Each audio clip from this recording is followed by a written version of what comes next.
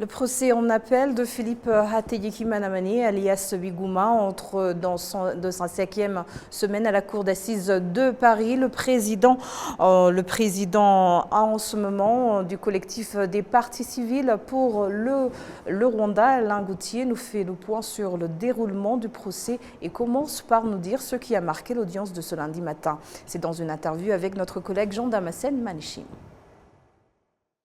Alors ce matin, ce sont deux détenus de la prison de Mahanga qui sont entendus pour avoir participé, qui ont été condamnés, le premier à perpétuité, le second à 30 ans de prison pour les massacres à Nyamuré. Puis il y aura deux personnes parties civiles qui se sont constituées au procès. La semaine passée, vous suiviez les témoignages sur les faits survenus sur la colline de Nyamubare. Vous entendez les témoins qui parlent des faits de quel endroit maintenant? Alors on a entendu la semaine dernière pas mal de témoins pour la colline de Nyamuré. Il en reste un encore à entendre, je crois.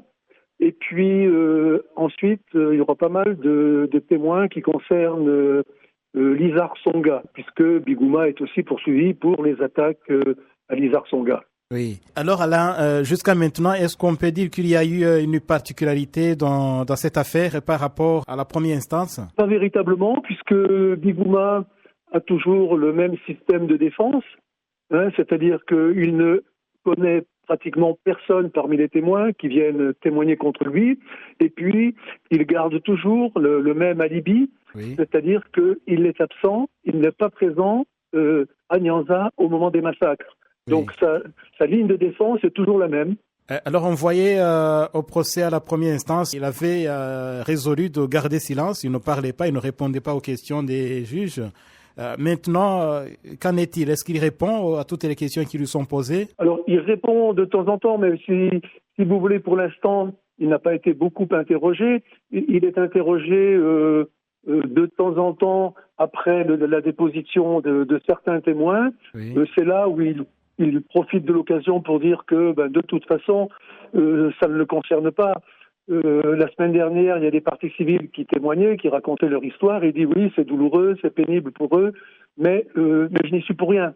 Donc, pour l'instant, il n'y a pas eu véritablement d'interrogatoire de l'accusé. Il y a 2 jours qui sont prévus la semaine prochaine, oui. avant les plaidoiries des parties civiles.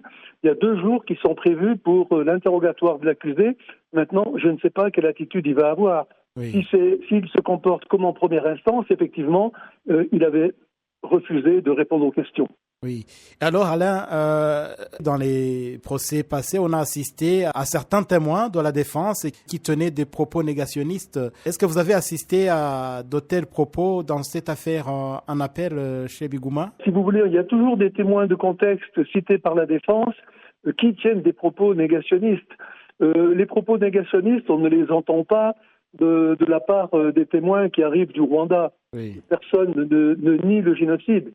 Ceux qui nient soit le génocide, soit qui apportent d'autres éléments qui pourraient être conçus comme du négationnisme, ce sont surtout des chercheurs, des Européens, comme Michaela Wong, qui avait écrit son livre sur le président Kagame. Oui. Donc, à chaque procès, de toute façon, on entend ces propos négationnistes. Et puis, ce qu'on entend aussi souvent de la part de la défense, ils veulent toujours transformer ces procès en procès politiques. Et justement, Alain, pour ces témoins des faits qui ont été condamnés pour génocide ici au Rwanda, on voyait que la tendance pour la défense était de montrer que justement, ce sont des témoignages qui sont falsifiés, qui ne sont pas vrais. Qu'est-ce que vous pouvez en dire, vous qui suivez toutes les audiences dans cette affaire? Non, mais il est clair que pour nous, si vous voulez, la défense ne sait pas comment défendre leurs clients, dans la mesure où ils nient avoir été à Nyanza pendant les massacres.